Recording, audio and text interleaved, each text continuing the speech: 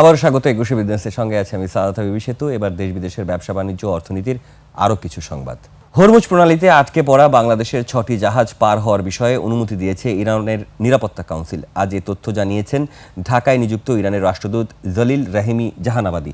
মধ্যপ্রাচ্যের সাম্প্রতিক ঘটনা নিয়ে ঢাকার ইরানের দূতাবাসে এক সংবাদ সম্মেলনে এ তথ্য জানান তিনি।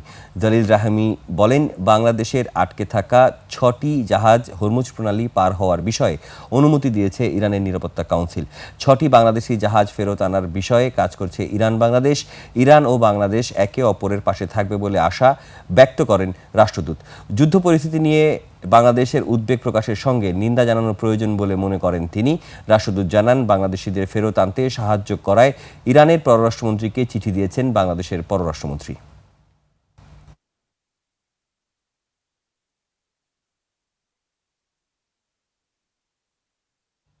মধ্যপ্রাচ্যের সমস্যায় অতিরিক্ত দামে জ্বালানি কেনায় যে সংকট তৈরি হয়েছে তা নিরসনে কাজ করছে সরকার বলে জানিয়েছেন অর্থ ও পরিকল্পনা মন্ত্রী আমির খসরু মাহমুদ চৌধুরী। দুপুরে এনবিআর ভবনে সমসাময়িক অর্থনৈতিক পরিস্থিতি ও আগামী অর্থবছরের বাজেট নিয়ে আলোচনা শেষে তিনি একথা জানান। বাইলেটারাল যে ইস্যুগুলো আছে তাদের সাথে সহযোগিতা আছে, তাদের বিভিন্ন অর্থনৈতিক বিষয়গুলো কিভাবে আমরা এগিয়ে নিয়ে যেতে পারি, বিশেষ করে এই সংকটের সময়। আমি তো বললাম এটা ত্রিমুখী সংকট এখন। এই সংকটের সময় তাদের সহযোগিতা নিয়ে আমাদের বাইলেটারাল যে রিলেশনশিপের মধ্যে কিভাবে আমরা এই কাজগুলো এগিয়ে নিয়ে যেতে পারি। এদিকে বিশ্ববাজারে জ্বালানি তেলের দাম কমেছে। জুন ২০২৬ সরবরাহ চুক্তিতে ক্রুড অয়েল ব্রেন্ট ব্যারেল প্রতি বিক্রি হচ্ছে $১০০.05, যা আগের দিনের চেয়ে প্রতি ব্যারেলে $৩.৯২ কম। পরিবেশ বান্ধব সবুজ কারখানা হিসেবে আন্তর্জাতিক স্বীকৃতি leadership in energy and environment design বা লিড সনদ পেয়েছে বাংলাদেশের আরও ৫ পোশাক কারখানা।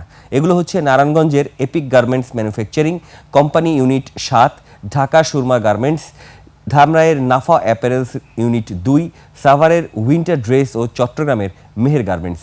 এই কারখানাগুলোর মধ্যে winter dress limited ৮৫ rating point এবং মেহের গার্মেন্টস লিমিটেড ৮৯ পয়েন্ট পেয়ে সর্বোচ্চ প্লাটিনাম সনদ অর্জন করেছে। বাকি ৩ কারখানার রেটিংয়ের মান গোল্ড। এই কারখানাগুলো সহ দেশে লিড কারখানার সংখ্যা এখন ২৮০-তে উন্নীত হয়েছে। এর মধ্যে ১১৮টি প্লাটিনাম ও ১৪৩টি গোল্ড সনদের কারখানা। বিশ্বের সর্বোচ্চ রেটিংপ্রাপ্ত শীর্ষ ১০০টি লিড কারখানার মধ্যে ৫২টি বাংলাদেশের। জানা যায়, এসব কারখানায় উৎপাদিত পণ্যের গ্রিন ট্যাগ যুক্ত থাকায় আন্তর্জাতিক বাজারে এর গ্রহণযোগ্যতা বাড়ছে। বিদেশি ক্রেতাদের সঙ্গে দর কষাকষির ক্ষেত্রেও বাড়তি সুবিধা পান উদ্যোক্তারা।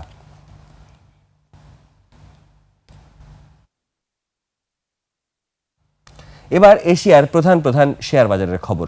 মধ্যপ্রাচ্যের যুদ্ধ দ্রুত সময়ের মধ্যে শেষ হচ্ছে এমন আশাবাদ থেকে ঘুরে দাঁড়িয়েছে এশিয়ার পুঁজিবাজার। সূচকের বড় উত্থান দেখা যাচ্ছে এশিয়ার বেশিরভাগ পুঁজিবাজারে।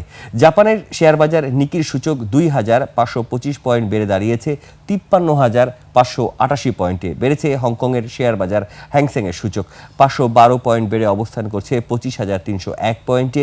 বেড়েছে সিঙ্গাপুরের এসটিআই সূচক, এটি ৯৫ পয়েন্ট বেড়ে অবস্থান করছে ৪,৯৮০ পয়েন্টে।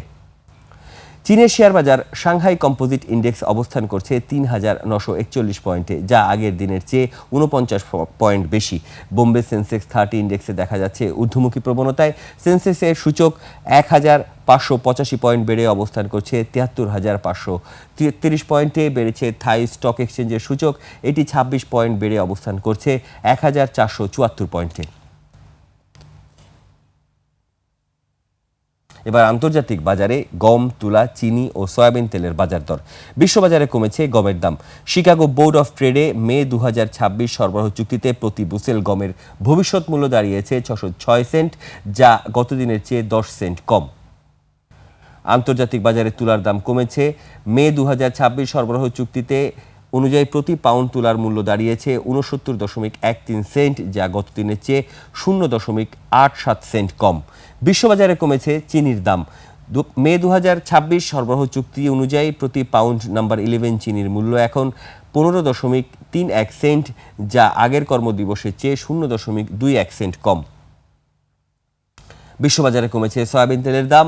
মে 2026 সরবরাহ চুক্তি অনুযায়ী প্রতি পাউন্ড সয়াবিন তেলের মূল্য 67.59 সেন্ট, যা আগের দিনের কর্মদিবসের থেকে 1.29 সেন্ট কম।